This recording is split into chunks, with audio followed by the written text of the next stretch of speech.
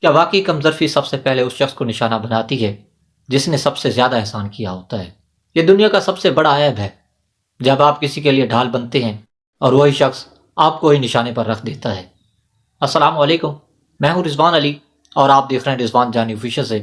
آج کے سوال میں جہاں ہم زندگی کے مشکل سوالوں کو دل سے سوچتے ہیں، حقیقت یہ ہے کہ کم ظرفی سب سے پہلے محسن کو ہی کاٹتی ہے، کیونکہ ناشکری انسان کے کردار کا سب سے بڑا عیب ہے۔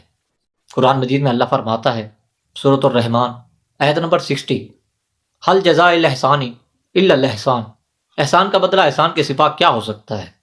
لیکن کم ظرف انسان یہی بھول جاتا ہے۔ سچ یہ ہے کہ بعض لوگ اپنی نااہلی چھپانے کے لیے سب سے پہلے اس شخص پر انگلی اٹھاتے ہیں جس نے انہیں کبھی گرنے سے بچایا تھا۔ مگر یاد رکھیں، انسان بھول سکتا ہے، کوئی بات نہیں، رب کبھی نہیں بھولتا، اس کے ہاں احسان کا اجر لکھا جاتا ہے۔ تو آج کا سوال یہ ہے کہ ہم بھی ان لوگوں کو بھول جاتے ہیں جنہوں نے مشکل وقت میں ہمیں سہارا دیا تھا؟ کمنٹس میں اپنی رائے کا اظہار ضرور کریں، ویڈیو کو لائک کریں، ہر اس انسان کو شیئر کریں جس کو آپ جانتے ہیں، کیونکہ کم ظرفی اندر ہی اندر دل کو کھوکھلا کر دیتی ہے۔ رضوان جانی آفیشل کو سبسکرائب ضرور کریں، کیونکہ یہاں سوال صرف سوچنے کے لیے نہیں، زندگی بدلنے کے لیے ہوتے ہیں۔ خدا نے دی اجازت تو پھر ملیں گے ایک نئے سوال کے ساتھ۔ اللہ حافظ۔